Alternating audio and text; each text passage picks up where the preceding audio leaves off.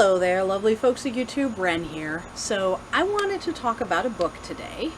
This is a book that is one of my absolute favorites.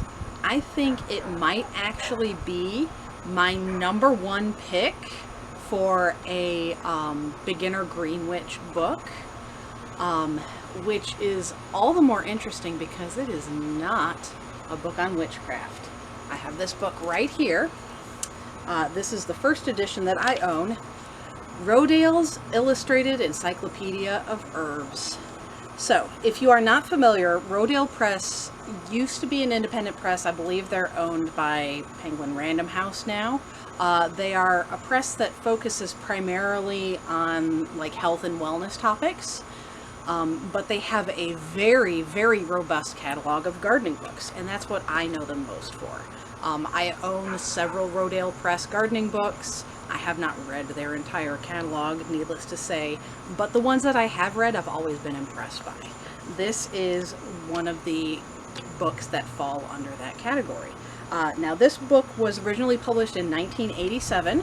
I believe that my copy may actually be first edition. I bought this used. As you can tell, it's a little bit beat up. It used to actually be a library copy. You can see where the library sticker was pulled off of it. This book is, it might still be in print, but it is very, very easy to find a used copy of this for a very reasonable price. Now, as the title implies, this is set up in encyclopedia format, and it is illustrated with full color photographic illustrations. All the subjects are in alphabetical order.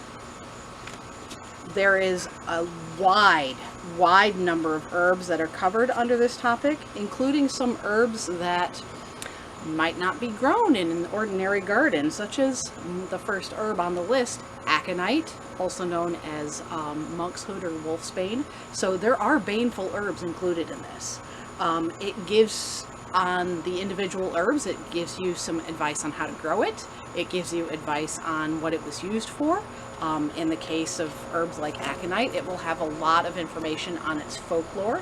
And although it's not purporting itself as a witchy book, if you are a witch and you know the folklore of a plant, you know how to use it magically, because that's basically what our magical uses of these plants are derived from, is from the folklore of these plants. But what's amazing about this book is that it also has a number of sections on topics, not just on the herbs themselves, but on things that you can do with herbs. So for example, bathing with herbs is one of the topics. So making herbal infusions for the bath. Companion planting is one of the topics. Cooking with herbs, gardening with herbs, growing herbs, healing with herbs, herbs as houseplants, lotions from herbs.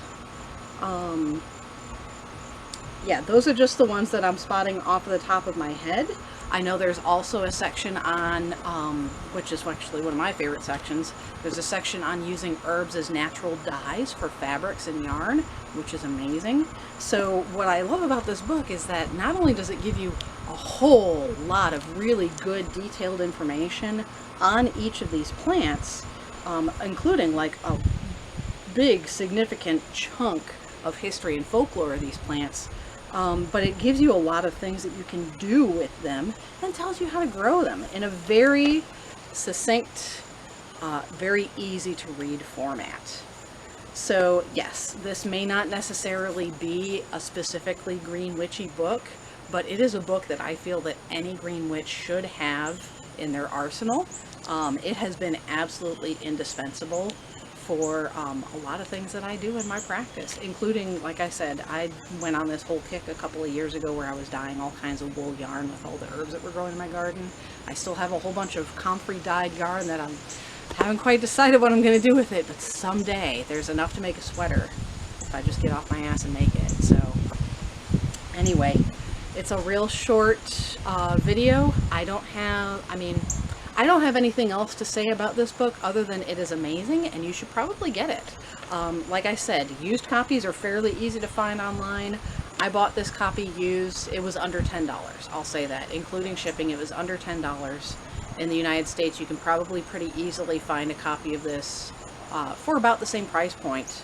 Check out any used bookstores in your area. They may have a copy. If not, the internet is a thing that we all have access to, or at least everyone who's watching this video definitely has access to. So, utilize it. That's all I have for you on this absolutely indispensable book. I hope this video finds you well, and I will see you again soon.